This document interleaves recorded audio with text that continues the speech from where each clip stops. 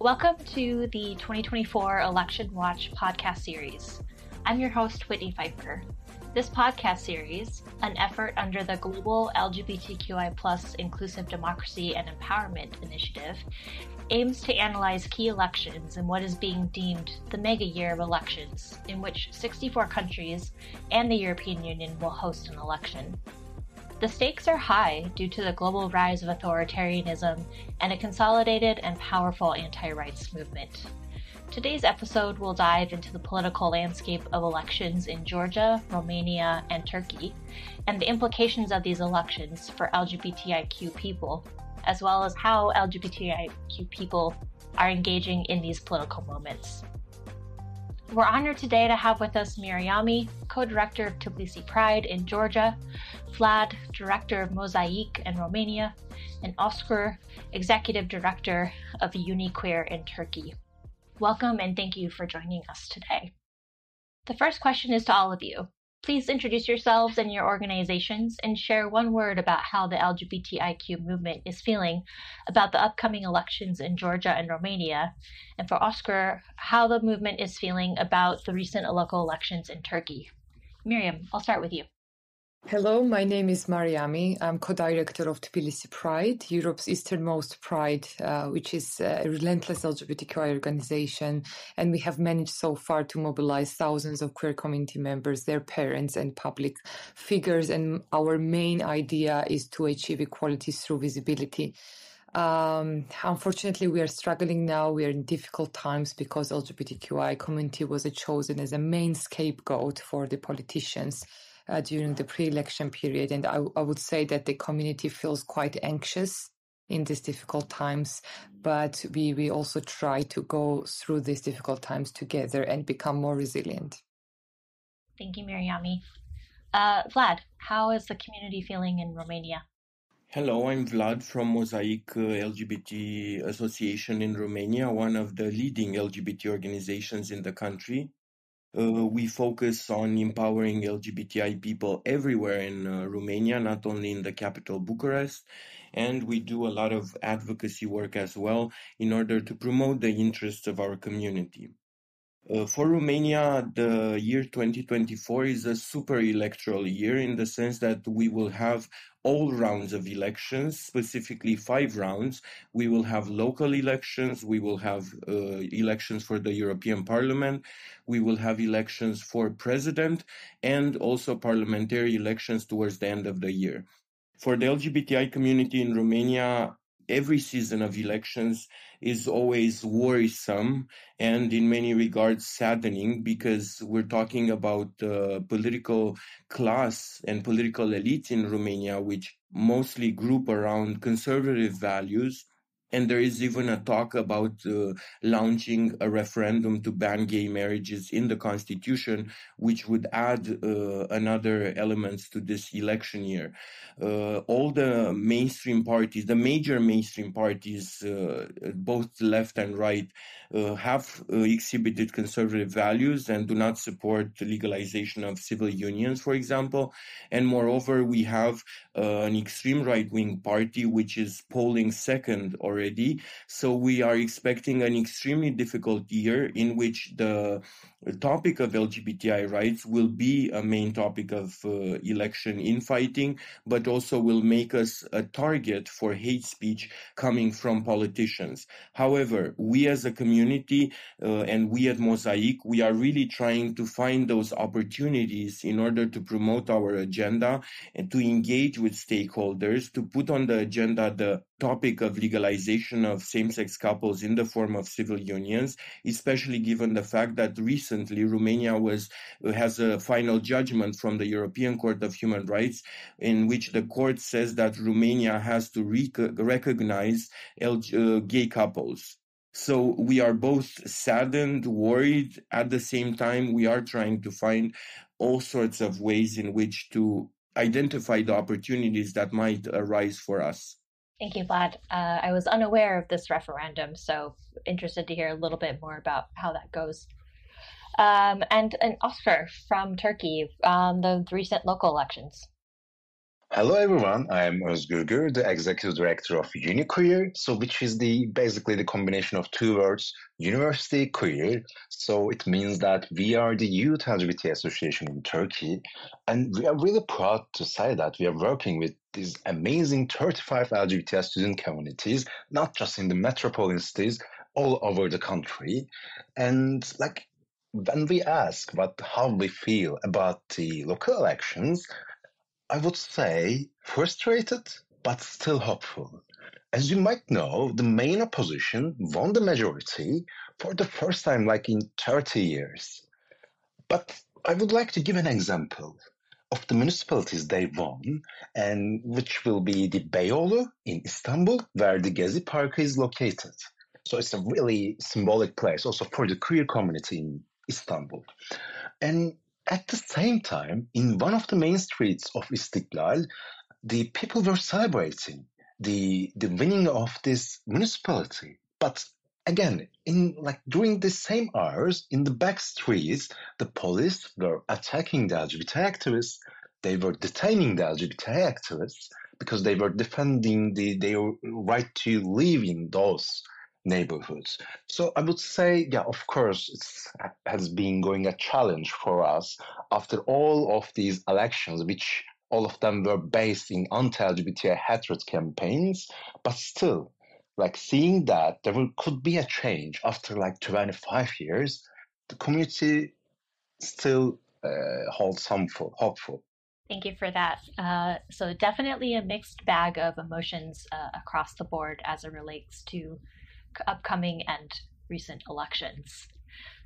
Before we go into country-specific questions, can you each describe the democratic space in your respective countries? Have you witnessed a democratic backsliding? And if so, has it impacted the LGBTIQ movement? We'll start with Oscar first in Turkey. Just a little bit story of the Turkish civil society. I believe in the early years of AKP, and I'm talking about 20 years ago, we had this EU accession process. And there, civil society could find a place to furnish. And then what happened is Erdogan wanted to hold the power. So we didn't have any presidency in the past. Now we have it because Erdogan wanted more power.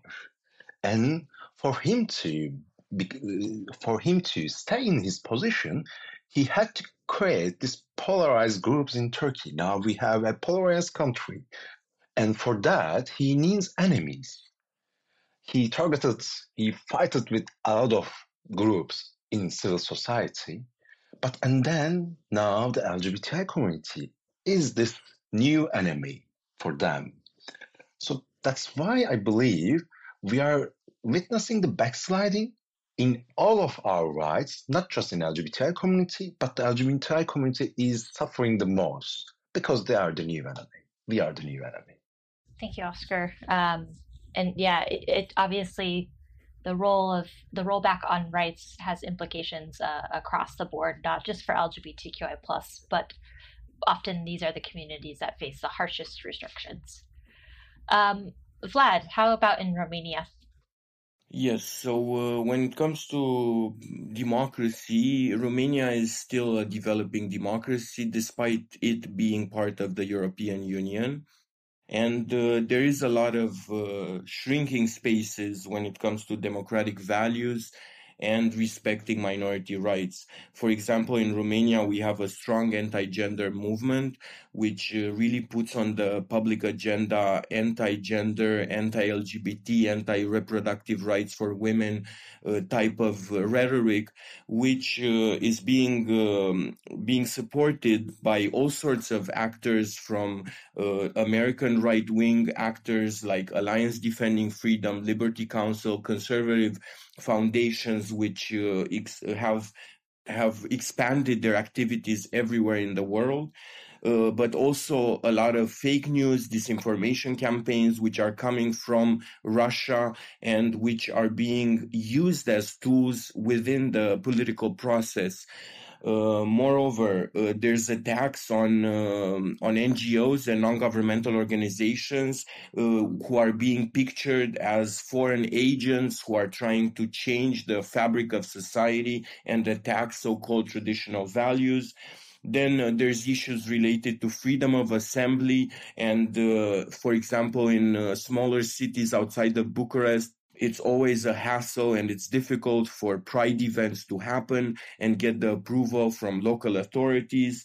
Then we're talking about a lot of judgments by the European Court of Human Rights against Romania when it comes to legal gender recognition for trans people, when it comes to freedom of assembly for LGBTI groups, when it comes to recognition of same-sex couples, and so on. And this comes in the context of a grand coalition in which the main left and right political parties have joined hands and they are now ruling the country. And they are basically colonizing a lot of the institutions that were independent in Romania before. For example, the Constitutional Court of Romania, which now is filled with loyalists of these political parties. A lot of the institutions such as the National Equality Body, the Ombudsman, which is the people's lawyer, and so on.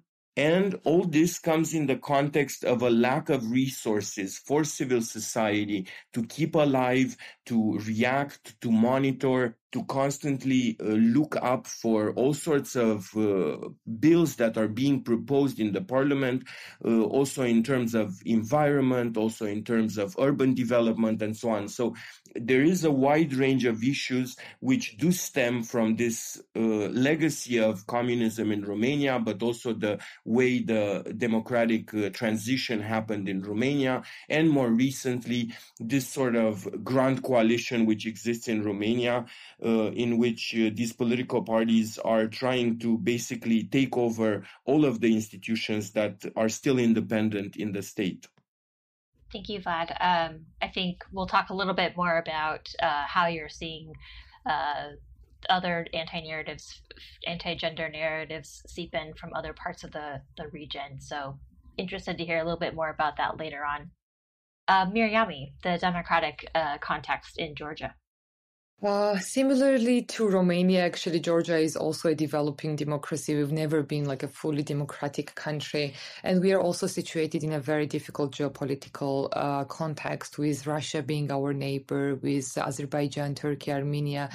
And we also understand that there are the worst situations in some countries. There are better, but we always should compare to ourselves. And this is the sad part about Georgia. For years, we had slow progress, but it was still a progress. But what we are seeing now, especially during the last 3 years, is a very clear democratic backsliding, and there is a wide consensus about this. Even though we received the candidate status just recently to European Union, we see that the government is not implementing very key and important reforms, for example, against oligarchy, against corruption.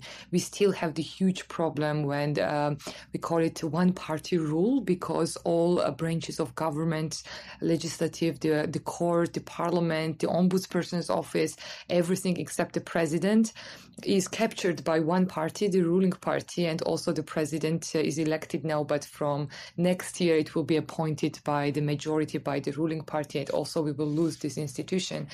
And unfortunately, the attacks on civil society and non-governmental sector, this has been a huge problem. Last year, maybe all of you heard, we had mass protests in Tbilisi because the government was trying to adopt so-called foreign influence agent bill, very similar to Russian-style legislation. And the people, the civil society, we did not allow to do this. And we forced the government to drop this bill, and it was a huge success. But what we see, yesterday, the government reintroduced this foreign influence agent bill, and now everyone is so angry and so upset about this. But it's important, and it's very unfortunate that the democracy backsliding is falling on LGBTQI people a lot. LGBTQI movement is targeted, and we are being scapegoated, as I mentioned. And what we see that during the last 2-3 years, the homophobic, very clear anti-LGBTQI rhetoric has hugely increased. it has been translated into violent physical attacks on Tbilisi Pride events like festivals or gatherings, even like private events were attacked and we were evacuated several times. But it's really worrying that it did not stop on political homophobia, but we are seeing the huge wave of institutional homophobia. By which I mean removing gender identity, sexual orientation, and any LGBTQI-related issues from all strategic documents, from national policy documents. We are disappearing. And the government, the state is turning their backs on us. And finally, we saw that Georgian Dream, the ruling party, a few weeks ago initiated so-called anti-LGBT propaganda bill, which is Hungarian Russian-style legislation with very severe restrictions forbidding any medical intervention for grown-up people to change or confirm their sex, or limiting peaceful assembly, freedom of expression, controlling publishing houses, so on and so forth. Every kind of regulation, homophobic approach we've seen in the world is like brought together in one bill, and it's super difficult and challenging times for LGBTQI people right now. But we are trying to work with civil society, with other partners, other stakeholders to somehow counter this legislation, and it's even like change into the constitution.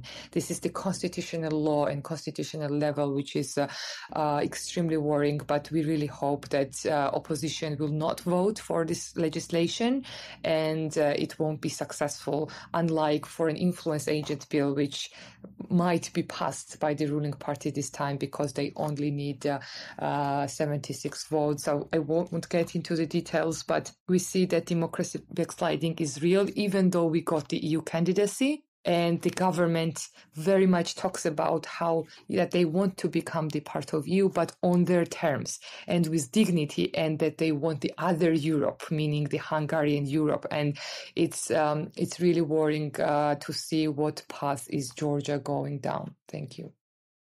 Thank you, Mariami. I think these anti-propaganda laws are a slippery slope because they often make it legal to restrict people's fundamental freedoms of assembly, of speech, of association. And although it may feel like it's only for just LGBTIQ organizations and communities, it's often a way to then start attacking other people's fundamental freedoms.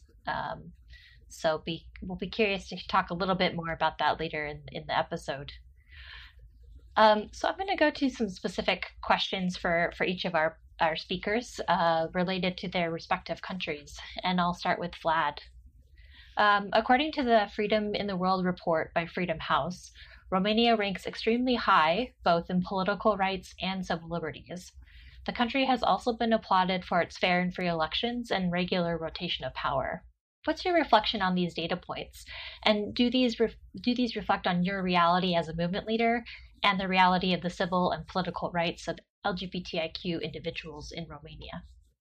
Yes, so Romania decriminalized homosexuality in 2001, extremely late. It was one of the last countries in Europe to do so. And this has an effect, a long-term effect on the community, and especially on political attitudes towards the community.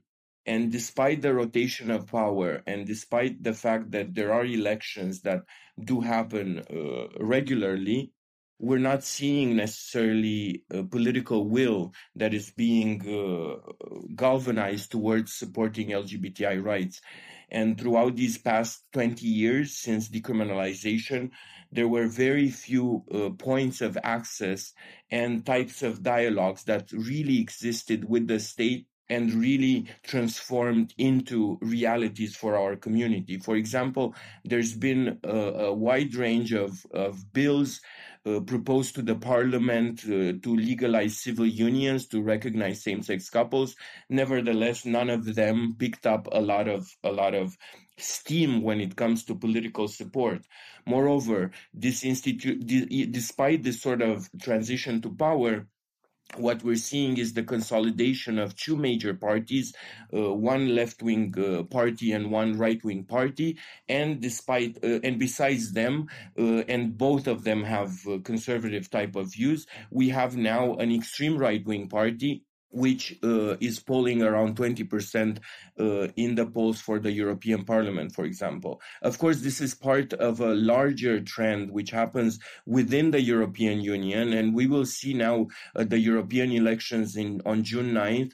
We will see probably that extreme right-wing parties in Germany, in Italy, in France, and here we go in Romania as well, will have incredibly high scores, which affects, of course, the political context and environment for LGBTI people.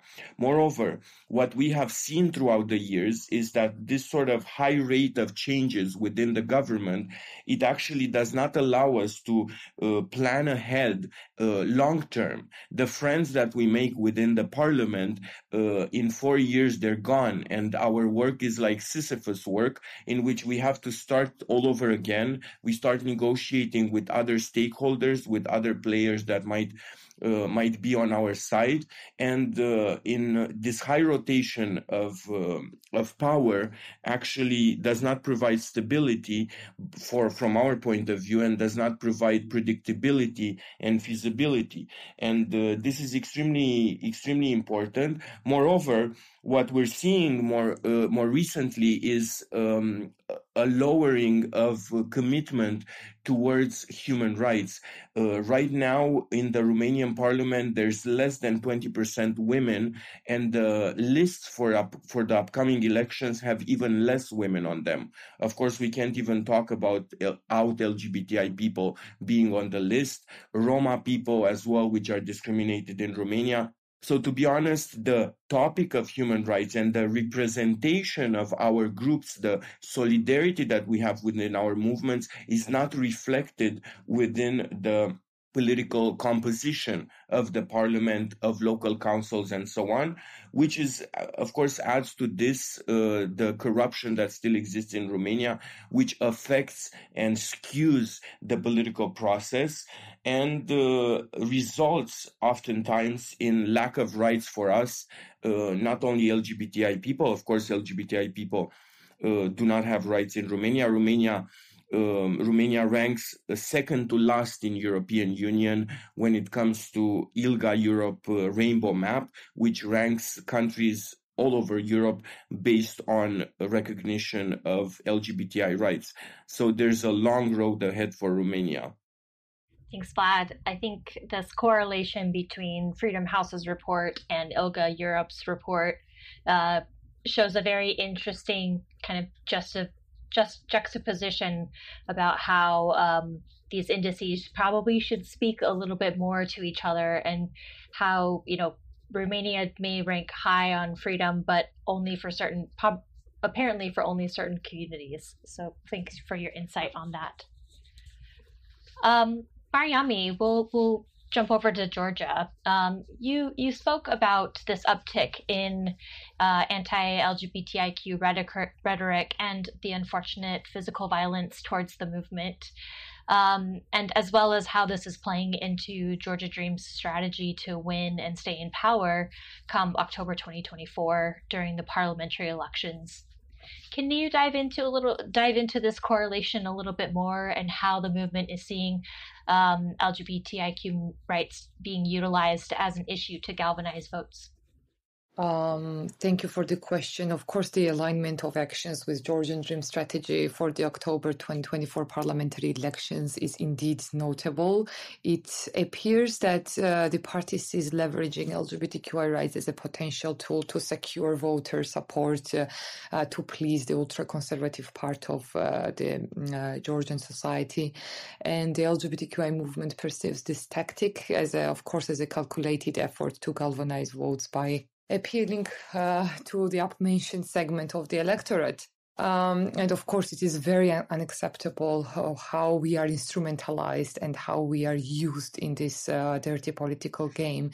But also it is important that in Georgia, the homophobic rhetoric, the anti-LGBT political discourse has very much anti-Western underlinings. Like it has always, when there is talk about LGBTQI issues by politicians, by the ruling party, there maybe unlike Central Europe, in some countries, in the UK, for example, where there is a debate on LGBTQI or trans issues, here the context and the narrative is very anti-Western and making the point that the US, the European Union, that they are imposing so-called LGBT propaganda on Georgia. And this is very much used to plant the disinformation and anti-Western narratives. For example, one of the most common disinformation narrative in Georgia is that European Union will require Georgia legalize gay marriage if we move on this path to joining the EU and many other.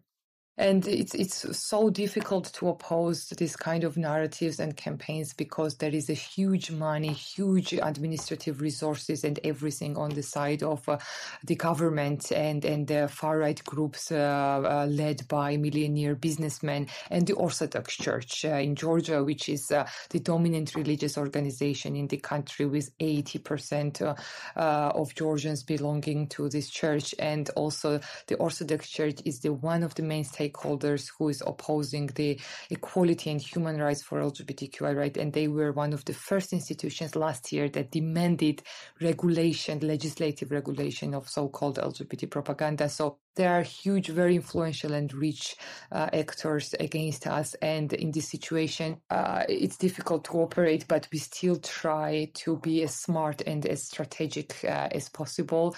We try to have dialogue with different groups of society. We try to build the allyships with other minorities, with other vulnerable groups that are in the country. And this kind of cross-movement solidarity is very important, I think.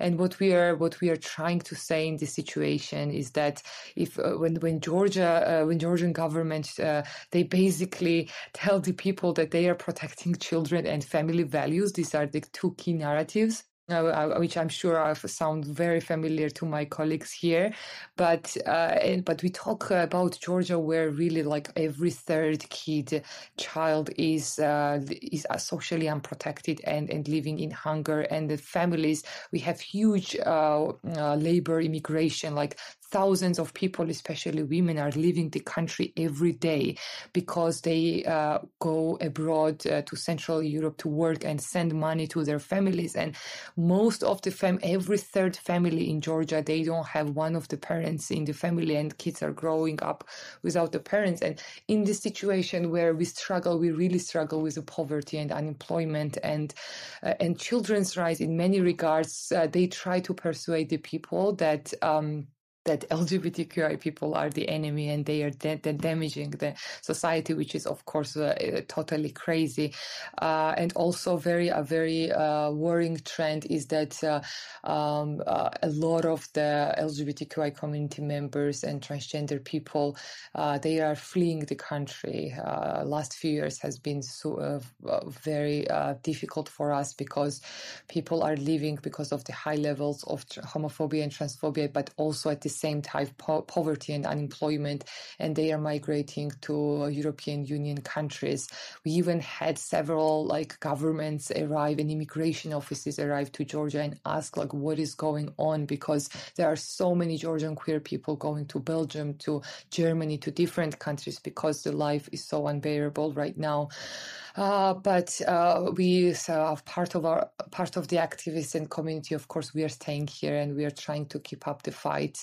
And also, I'm sure we will have a chance to talk about the specific strategies around elections and political processes, because it is important that the community, that the young people who are so bright believe that we can make the change, that we can actually change things in this country. And this is what we are trying to work with right now. Thank you, Mariam. I was completely unaware of the fleeing of members to other parts of Europe, and really surprising to hear that other governments are actually asking questions about this, which clearly is a huge problem. But yeah, we'll talk a little bit more about some of these tactics that the movement is utilizing. Özgür, I'm going to come to Turkey. So unfortunately, we saw President Erdogan elected to another term back in 2023. And with his recent re-election has come continued attacks on the LGBTIQ communities, including the introduction of a possible constitutional amendment. Can you briefly describe what his proposed amendment would do and how it would impact LGBTIQ communities' civil and political rights? Of course. So I would like to tell you my day in the second round of elections, because I think it was important. I voted in Ankara, and then me and my friends went to Istanbul because we were supposed to attend to the trial for the LGBTI students in Boğaziçi University, because they were in trial because they have organized a pride march in their university. And I would like to emphasize this because in recent couple of years in Turkey, hundreds of activists got detained in those pride marches, and what happens to them is not just they are putting into the trials. If they are students, and most of them are, they are losing their scholarships. They are getting fired from their dormitories without even an investigation. So these are all the determination techniques the government is using. So we voted, and then we went to Istanbul. It was the election day. We were walking in the streets, and then we have witnessed a lot of supporters of Erdogan. They were attacking the queer community verbally, and then, like everyone else, we started watching television, and then we see the results.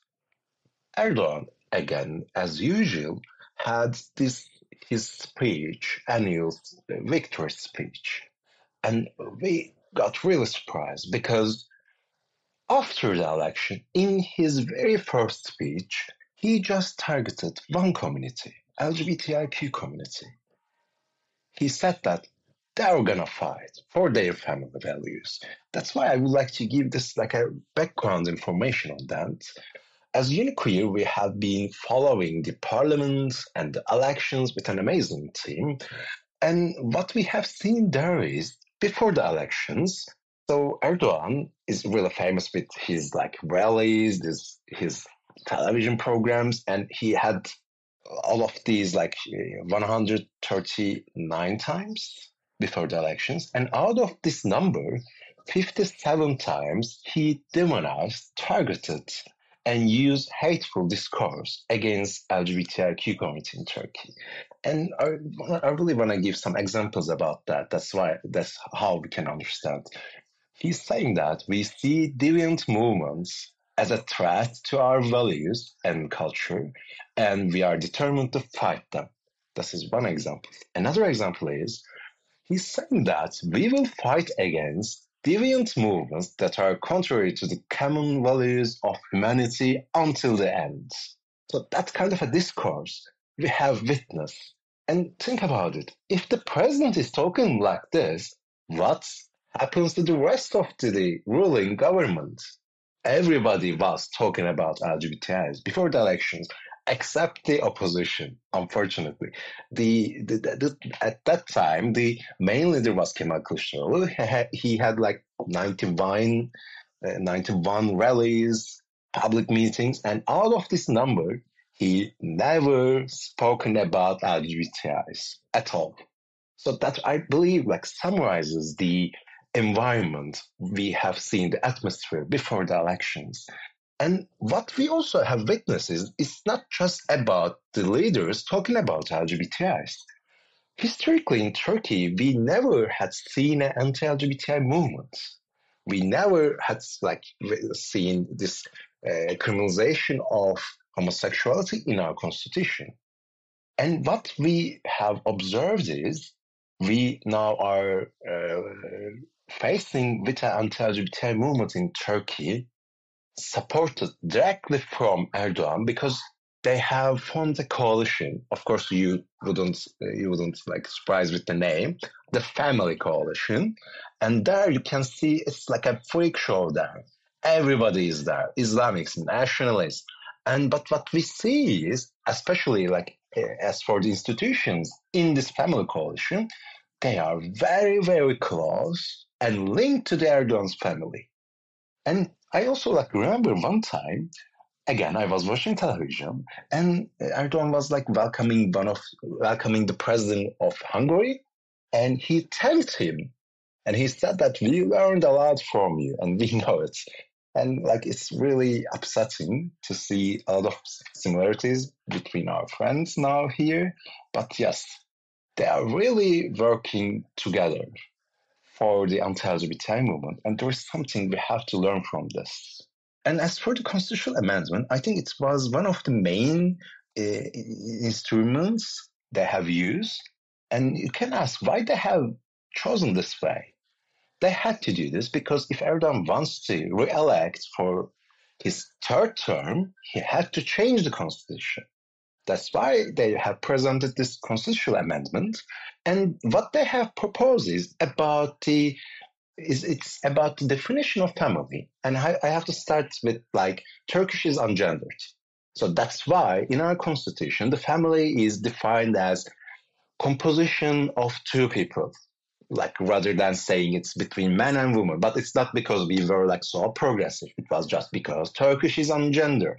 And we don't have the marriage equality, And also, of course, it's something that we defend, the marriage equality, but it's not that we now are worrying about it. The reason we are really worried about the constitutional amendment is they are also proposing one other thing, adding a sentence saying that protection of family from deviant movements. So that's the amendment we worry the most right now. And maybe just as for what will happen if they pass this amendment, I think they're also saying this now. They want to shut down the LGBT associations at the end. Even now, we as a civil society, we do not have the power to do the crowdfunding. We do not have the power to do the giving scholarships because all of them are under control and we don't have the permissions for them. So at the end, unfortunately, we could even see the shutting down of all LGBT associations in the country. And a lot of people is asking, so do you think still they can do that after the local elections? And just today, I've seen Erdogan saying again about a whole new constitution because he needs that and he wants to be in the power.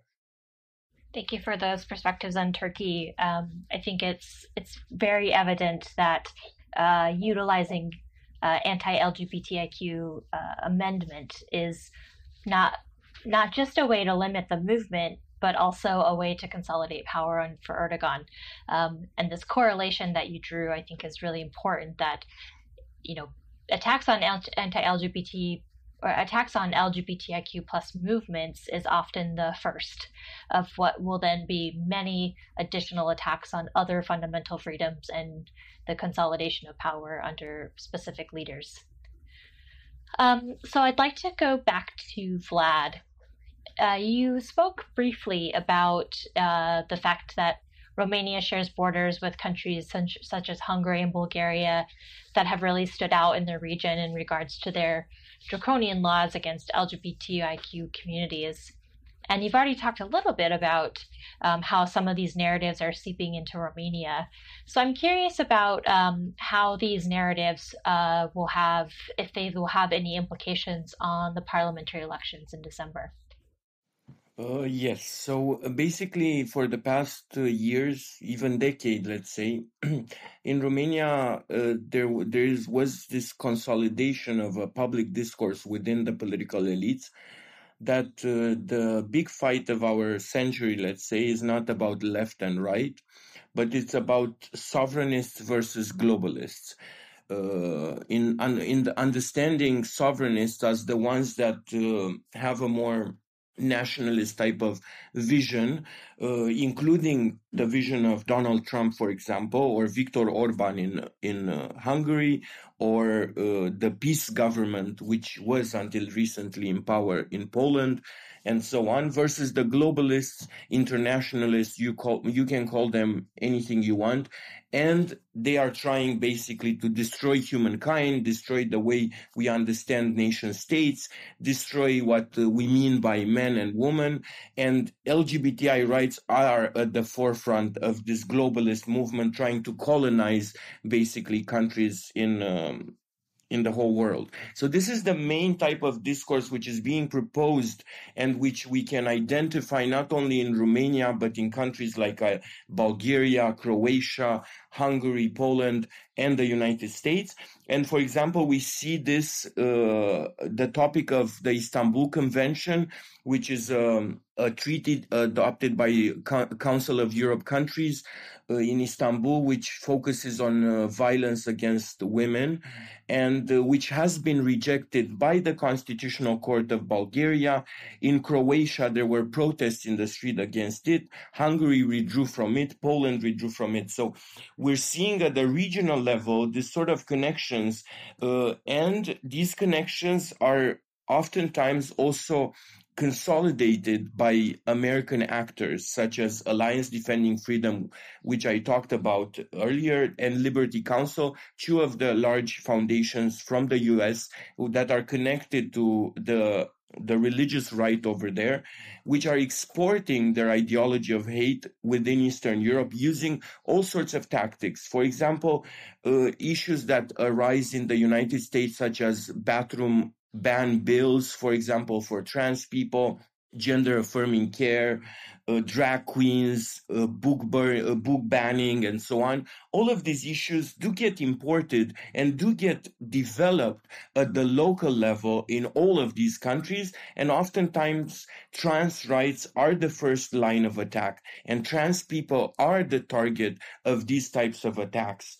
And some of the other tactics include taking a small news from the United States or from Western Europe, importing it. Like, for example, I don't know, a trans woman trying to access the services of a bathhouse or something like that, which after that develops into a national news in Romania, and it's presented as, and this is not my saying, it's a saying from a Polish politician, Ebola from Brussels. So basically having this type of colonization and this sort of disease, let's say, from imposed by Brussels, by international elites, and so on.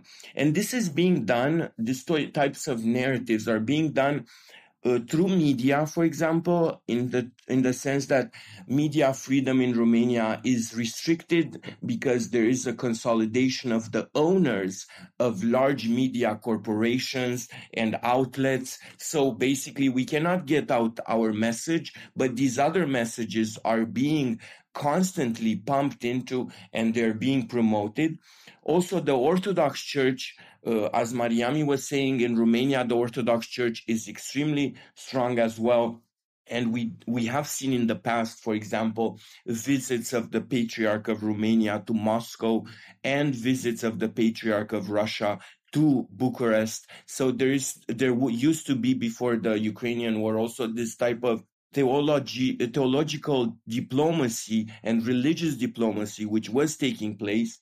Of course, the World Congress of Families, which is a platform that reunites both Russian entities, Catholic entities, American right-wing and evangelicals, and so on.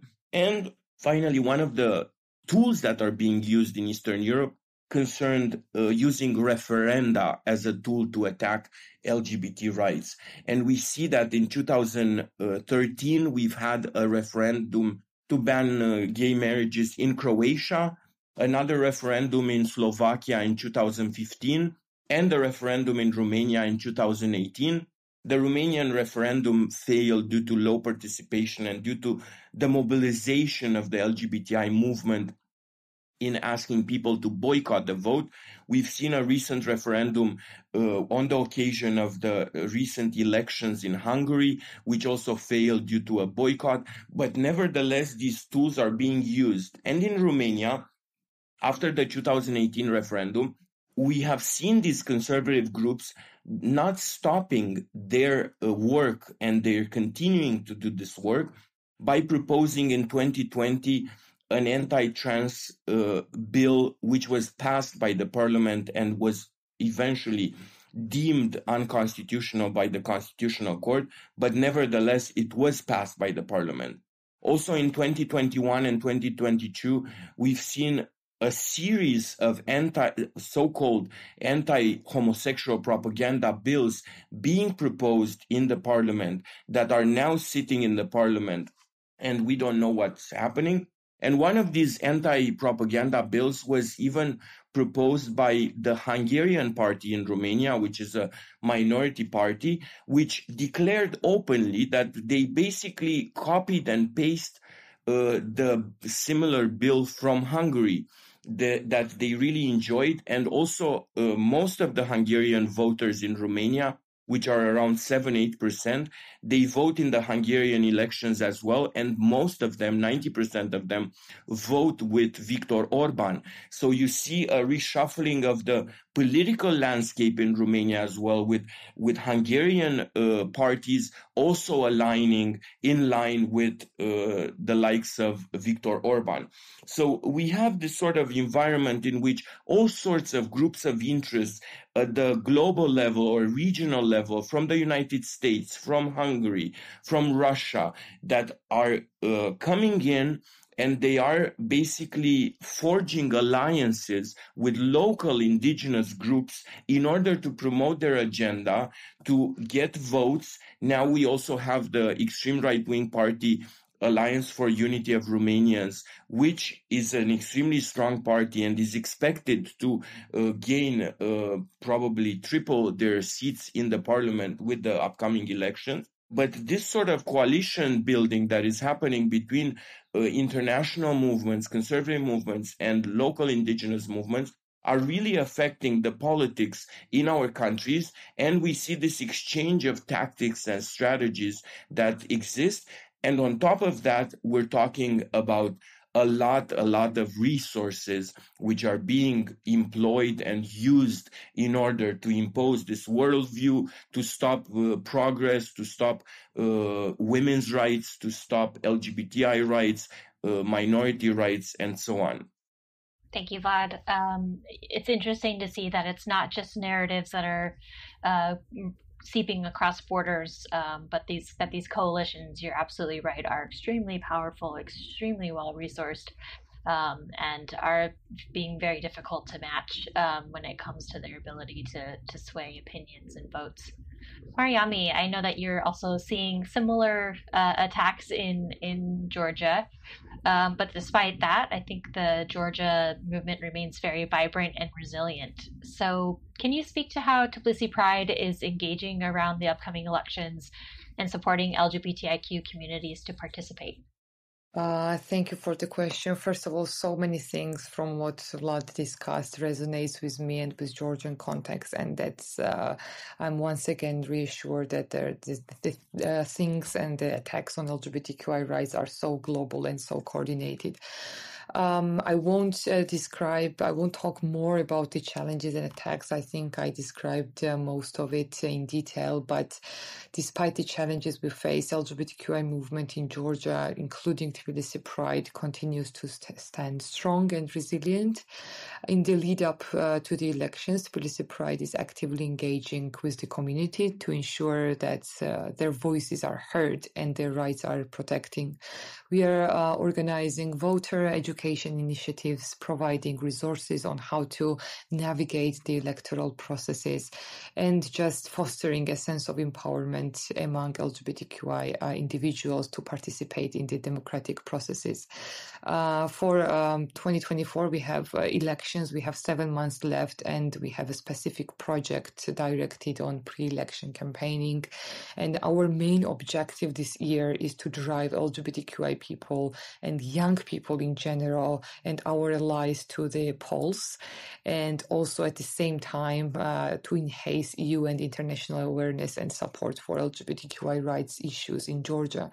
And to achieve this objectives, of course, we have number of activities plans, but one of the key ones is our campaign, which we called Vote Out the Homophobe, which we plan to carry out very actively with different online and offline activities of this campaign. We will have political schools for LGBTQI people, advocacy meetings, discussions, and work with the EU structures, with EU Commission and other EU bodies as well. And we will do our best through creative campaigning and through advocacy work to make sure that LGBTQI voices are heard during the election process, but we especially see the opportunity within young people.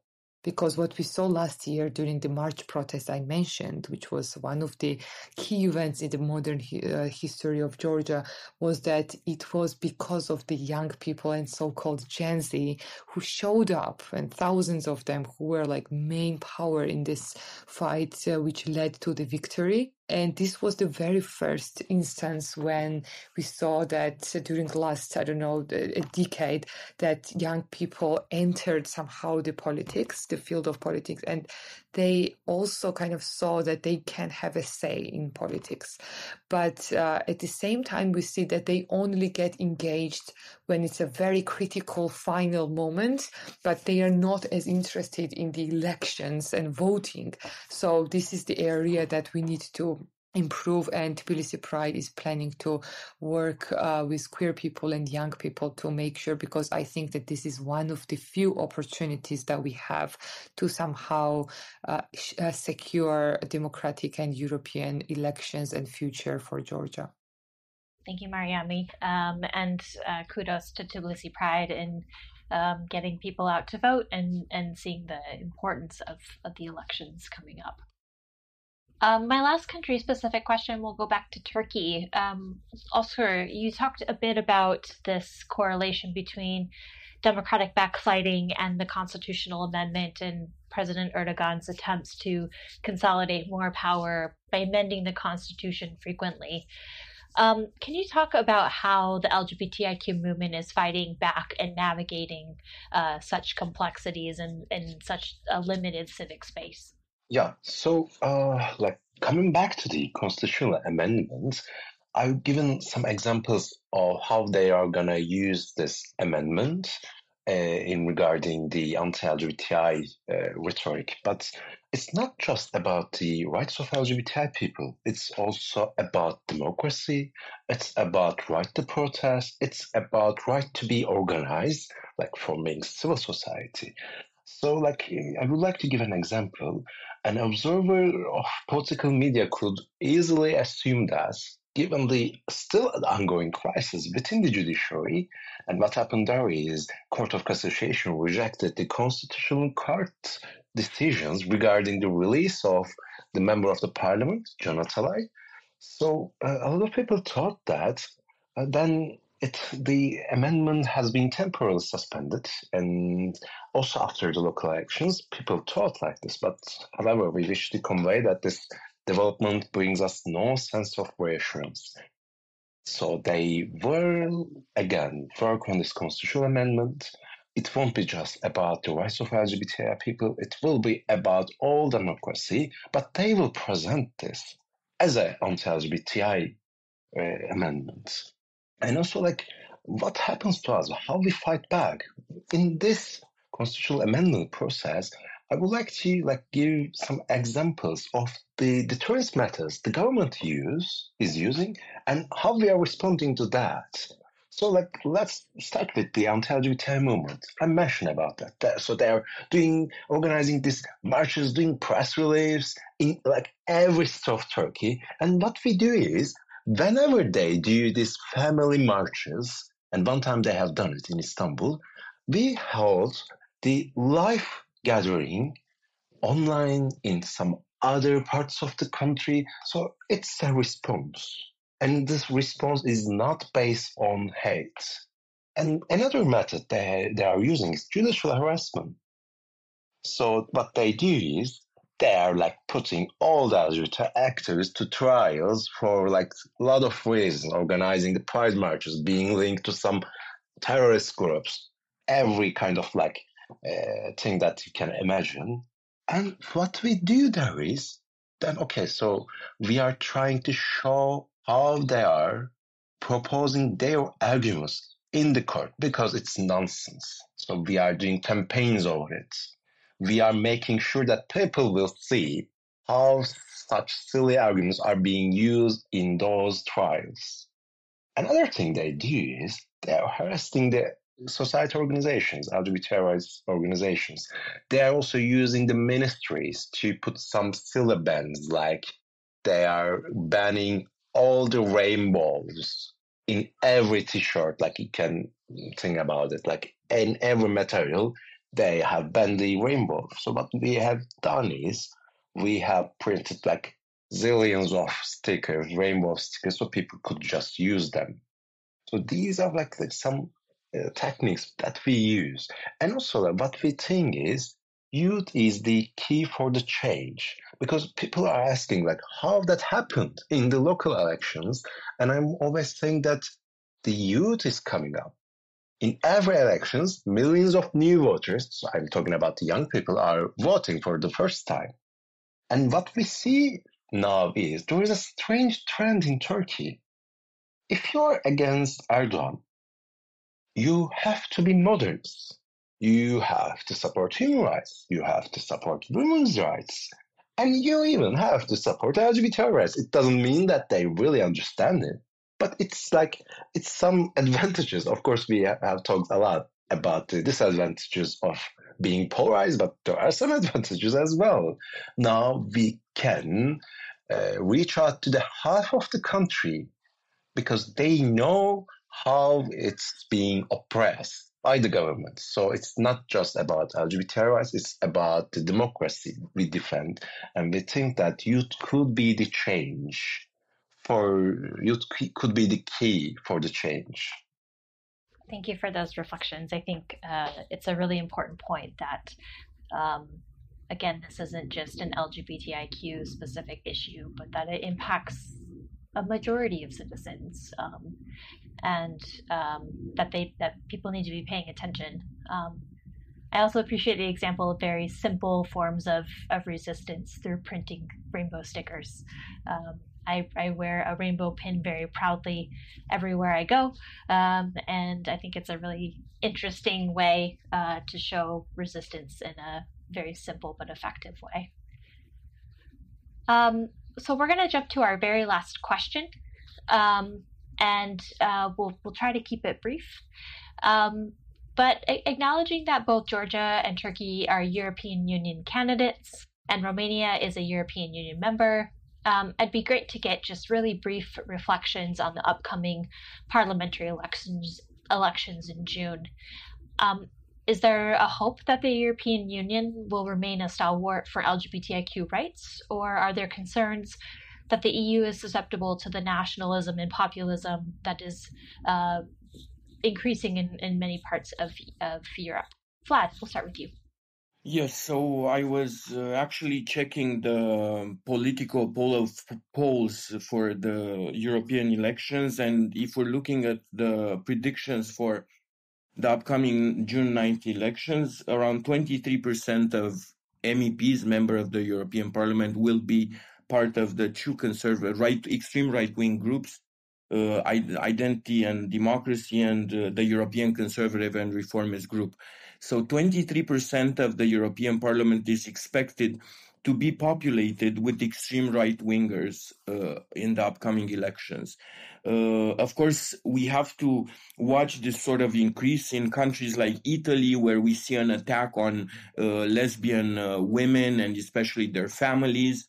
But also we have to pay close attention to the fact that in Netherlands or France, these extreme right-wing parties have co-opted LGBT leaders, and they do have LGBT people that are on their lists and that are promoting their agenda. So it's important to also look at the types of differences that exist and the ways in which these extreme right-wing parties and conservative movements are really trying to gain voters, and what the types of issues they're addressing, and how do we ourselves are able to address topics and disappointments of disenfranchised young people. For example, yesterday a poll came out about how Romanian young voters will vote in the upcoming elections, and the highest percentage of 20% plus was towards Alliance for Unity of Romanians, which is the extreme right-wing party. So we have to ask ourselves these questions. The European project and the way we put forward and the way we talk about the issues that are of interest for us, and how, because this influences policies at the European level, this can influence at the national level, even the composition of European courts, of the European Court of Human Rights, of the Court of Justice of the European Union, and so on. And we have to see also how Brussels reacts to certain issues. For example, in the year 2018, Romania was sentenced at the European Court of the Court of Justice of the European Union for failing to recognize a same-sex couple. And the European Commission was supposed to begin infringement procedures against Romania on the issue of freedom of movement in the Coman versus Romania case, and this never happened. And we're witnessing this rise in Euroscepticism.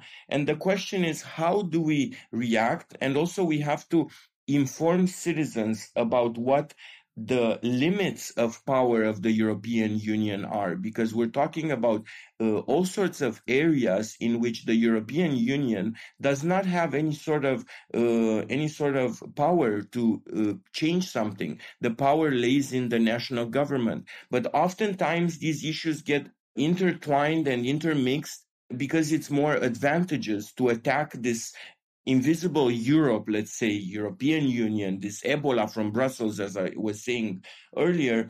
So it's our duty also to inform the citizens about what the European project is and what the European Union means, and the benefits in terms of reducing disparities, economic disparities, in terms of investing in all sorts of infrastructure projects and so on. We must defend the European project because this is a time when we have to defend it. And in this way, we also are joining hands with ILGA Europe at the European level. ILGA Europe released their campaign, Come Out for EU, which basically is a pledge asking from all of the candidates to the European Parliament to sign this pledge towards LGBTI rights. We already have 200 candidates that have signed from everywhere in Europe. We are hoping that in Romania, a lot of candidates will also sign this pledge. And this represents also the basis for a future European Parliament. And for example, we have within the European Parliament the LGBTI caucus, which is called the LGBTI intergroup. And it's extremely important to look at this group as an important tool in order to advance our agenda. Also look at European parties such as the Socialist Party, the European People's Party, who have their own LGBTI wings within their parties. And this is the types of avenues and dialogues that we can initiate.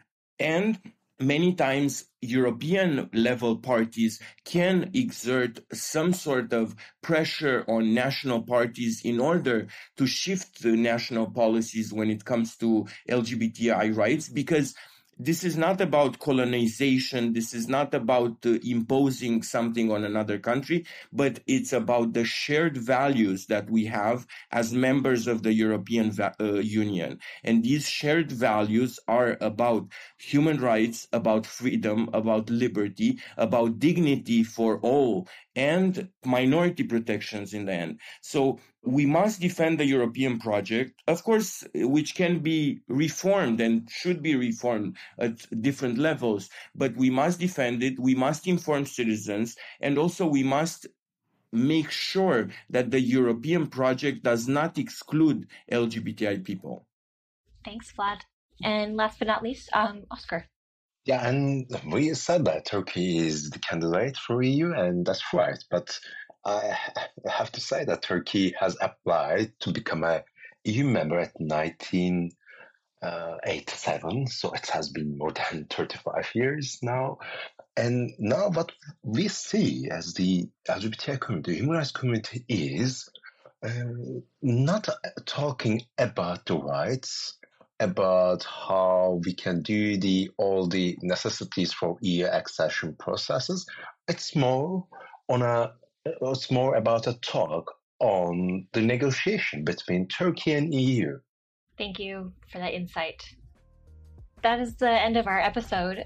I want to thank Mariami, Özgür, and Vlad for taking the time to share their insights on the 2024 Election Watch podcast series. And I also want to thank our listeners.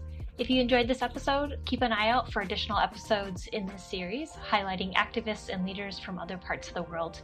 Thank you again, and together for better LGBTIQ lives outright.